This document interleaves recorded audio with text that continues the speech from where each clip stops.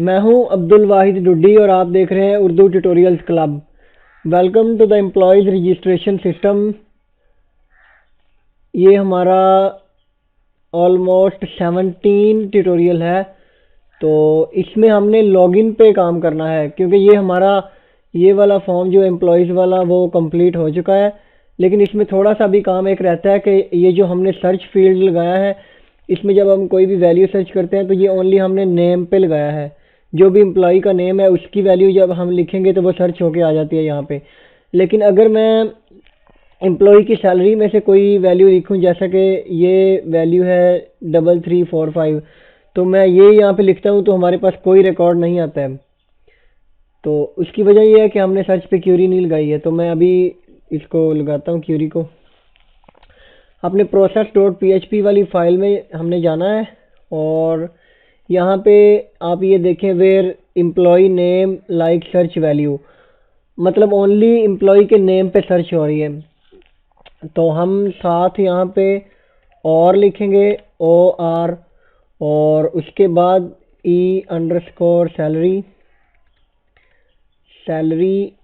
Like, ये यहाँ से इतनी स्टेटमेंट कॉपी कर लेंगे क्योंकि हमने ये बार बार सब फील्ड्स के लिए इसको यूज़ करना है। यहाँ से कॉपी किया और employee salary like search value जो भी यूज़र सर्च करेगा, और उसके बाद फिर और लिखना है। उसके बाद E_एड्रेस, एम्प्लॉय का एड्रेस वो भी जो यूज़र सर्च करेगा उसके अकॉर्डिंग हो, और उसके बाद एम्प्लॉय का ईमेल।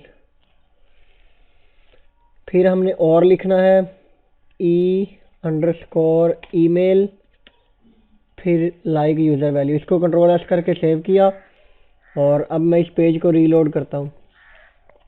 अब यहाँ पे मैं वो 33 वाली वैल्यू लिखी है, तो आप देख सकते हैं कि ये सैलरी के थ्रू सर्च हुई है, एम्प्लॉय सैलरी वाले फील्ड के जरिए। अब मैं यहाँ पे ये जो हमारे पास लास्ट पे एक ईमेल है duddi@gmail.com, मैं ये यहाँ पे सर्च करता हूँ। तो आप देखें वही हमारे पास ईमेल के थ्रू भी सर्च हो रही है। तो अब मैं इस एड्रेस के थ्रू सर्च करता हूँ। तो एड्रेस के लिए सबसे पहले हम यहाँ पे कोई एड्रेस लिख लें। फॉर एग्जांपल मैं पाकपतन लिखा और इसको अपडेट कर दिया। तो अब मैं यहाँ पे पाकपतन लिखूँगा तो आप देखें पाकपतन वाला यहाँ पे हमारे पास रिकॉर्ड सर्च होके आ गए। तो सर्च वाला काम भी हमारा कंप्लीट हो गया। अब हमने लॉगिन पेज बनाना है एक सेपरेट एडमिन के लिए, कि जब वहाँ से एडमिन लॉगिन होगा तो फिर वो हमारे इस पेज को एक्सेस कर सकेगा। तो उसके लिए हम यहाँ पे एक न्यू पेज बनाते हैं और इसको यहाँ पे हम सेव एज कर देंगे से index.html के नाम से। और उसके बाद हमारा जो लॉगिन वाला पेज बनेगा वो भी इसी तरह से ही बनेगा जिस तरह से हमारा ये हमने बनाया था एम्प्लॉय ऐड करने वाला।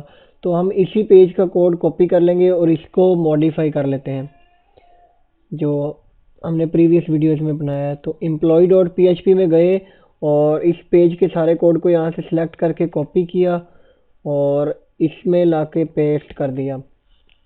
अब जो इसमें से एक्स्ट्रा चीज़ें जो हमें नहीं चाहिए उसको हम यहाँ से डिलीट कर देंगे। और जैसा कि ये मेन्यू वगैरह और ये डिस्प्ले वाली आईडी, इनको हम यहाँ से डिलीट कर देंगे। और इसके बाद ये जो इसको अब हम चेक करते हैं, और यहाँ पे कुछ भी शो नहीं हो रहा है। उसका रीज़न ये है कि ये जो हमारी डिव है ना स्टाइल में रजिस्टर वाली, सबसे जो पहले हमने डिव बनाई थी उसका हमने डिस्प्ले नन किया हुआ है।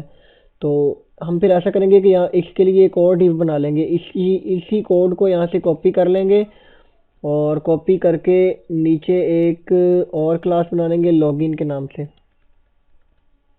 सॉरी, यहाँ पे डॉट लॉगिन लिखेंगे। लॉगिन के नाम से स्टाइल की एक क्लास बन गई और इसके अंदर हमने वो कोड पेस्ट कर दिया। इसको कंट्रोल S करके सेव किया और यहाँ पे ये जो क्लास है इसको रजिस्टर की बजाय हम इसको क्लास का नाम दे देंगे कि ये है लॉगिन की क्लास, और इसकी ये आईडी भी ख़त्म कर देंगे।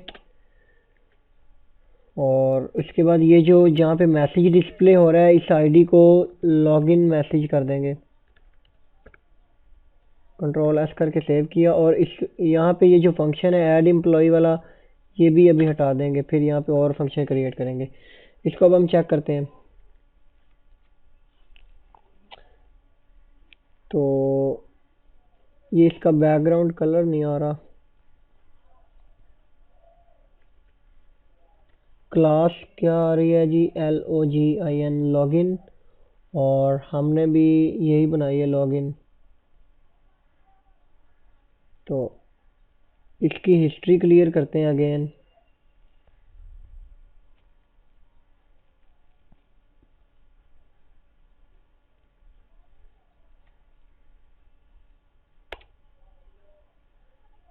ये कुछ भी डिस्प्ले नहीं हो रहा है।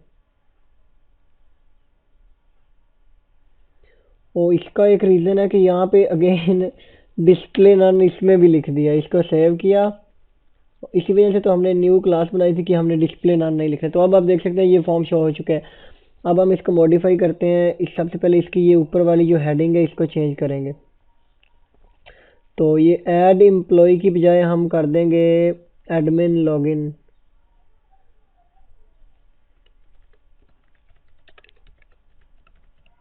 कंट्रोल एस करके सेव किया और इसके बाद ये जो नीचे है एम्प्लॉय नेम इसकी जगह पे कर देंगे हम यूज़र नेम, और एम्प्लॉय सैलरी जो है इस फील्ड को हम चेंज करके कर देंगे पासवर्ड। पासवर्ड है, उसके बाद जो अंडरस्कोर नेम है वो हो जाएगा अंडरस्कोर नेम यूज़र नेम, और जो अंडरस्कोर सैलरी है वो हो जाएगी अंडरस्कोर पास, या ओनली पास ही ठीक है इसकी आईडी। और उसके बाद इसके अलावा जो एक्स्ट्रा फील्ड्स आ रही हैं नीचे, ये एड्रेस वाली और ये ईमेल वगैरह वाली, ये सब यहाँ से हटा देंगे। और उसके बाद ये जो बटन है इसको हम रजिस्टर की बजाय कर देंगे लॉगिन। कंट्रोल एस करके सेव किया और इसकी टाइप जो पासवर्ड वाला फील्ड है इसकी टाइप को यहाँ से टेक्स्ट की बजाय पासवर्ड कर देंगे। कंट्रोल एस करके सेव किया और अब आप देखेंगे कि ये लॉगिन हमारा बन गया। तो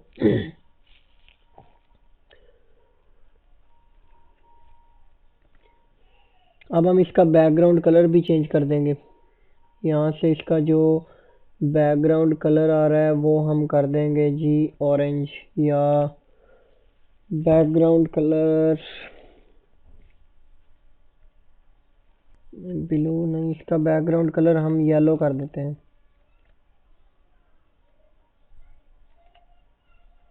हाँ जी अब ठीक है।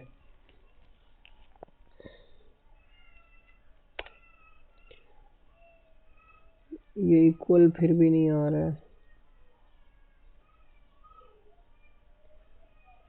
इसको थोड़ा सा पासवर्ड को 2 स्पेसिस देते हैं, तो ये टेक्स्ट फील्ड इक्वल आने चाहिए।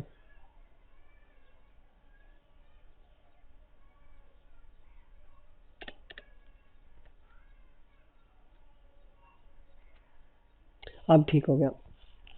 अब हम इस लॉगिन बटन पे एक फंक्शन क्रिएट करेंगे कि जब इस लॉगिन बटन पे कोई बंदा क्लिक करे तो फिर उससे ये यूज़र नेम और पासवर्ड लिया जाए और इसको लॉगिन करवाया जाए। तो इसके लिए हम लॉगिन बटन के ऑन क्लिक पे यहाँ पे एक फंक्शन लगाएंगे LOGIN लॉगिन का फंक्शन।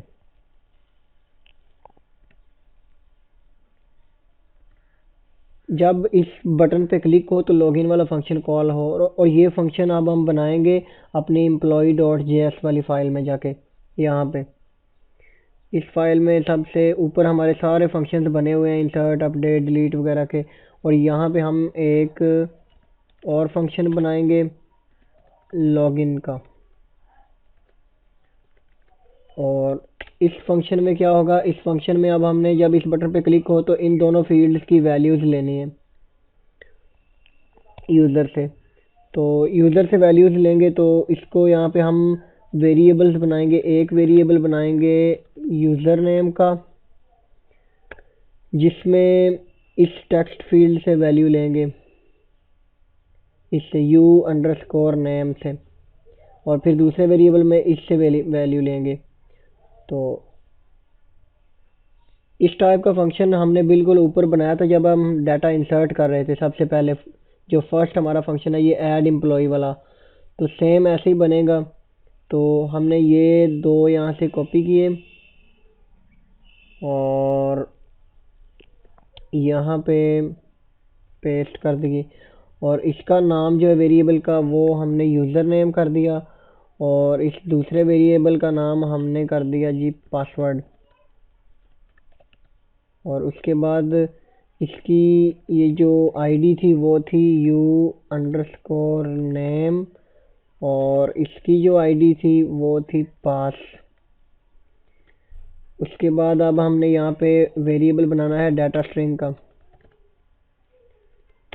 और उसके अंदर अब हमने मज़ीद वेरिएबल्स बनाने हैं। एक तो यूज़र नेम के लिए, तो user_name ये वेरिएबल बन गया, और इसकी वैल्यू इस वेरिएबल से लेनी है ऊपर वाले से। इसको यहाँ से कॉपी किया और यहाँ पे पेस्ट कर दिया, फिर यहाँ पे कॉमा लगाया, फिर यहाँ पे एक और वेरिएबल बना लिया पास का, और इसकी वैल्यू इस वेरिएबल में पड़ी है। इसको यहाँ से कॉपी किया और यहाँ पे पेस्ट कर दिया। अब हमने यहाँ पे एक और वेरिएबल बनाते होते हैं हम एक्शन का, और यहाँ पे इसका एक्शन क्या होगा, इस एक्शन अभी होगा लॉगिन। उसके बाद अब यहाँ पे हमने एजेक्स का फंक्शन लिखते होते हैं, तो $.ajax, और इसके दरमियान में ये दो छोटी ब्रैकेट्स। यहाँ पे हम सबसे पहले इसकी टाइप लिखते होते हैं कौन सी है, तो टाइप पोस्ट है, पोस्ट रखनी है हमने। उसके बाद इसका URL देना होता है कि किस पेज पे इसको लेके जाना है, तो URL है process.php, और इसके बाद हमने डाटा, एक यहाँ पे डाटा, और डाटा हमारा किस वेरिएबल में है, वो डाटा स्ट्रिंग जो हमने ऊपर बनाया है, तो यहाँ पे डाटा स्ट्रिंग लिख दिया। और उसके बाद एंड पे हमने लिखना होता है सक्सेस फंक्शन, सक्सेस। तो यहाँ पे एक फंक्शन, और उसको पैरामीटर क्या होगा, रिस्पॉन्स। तो जब लॉगिन हो जाएगा उसके बाद सर्वर की तरफ से जो भी रिस्पॉन्स आएगा वो यहाँ पे हम हैंडल करेंगे। तो इसमें हम जो भी कोड लिखेंगे वो हम उसके बाद लिखेंगे, जब पहले हम अपना PHP वाला कोड लिखेंगे नेक्स्ट वीडियो में। तो तब तक के लिए थैंक्स फॉर वाचिंग। अल्लाह हाफिज़।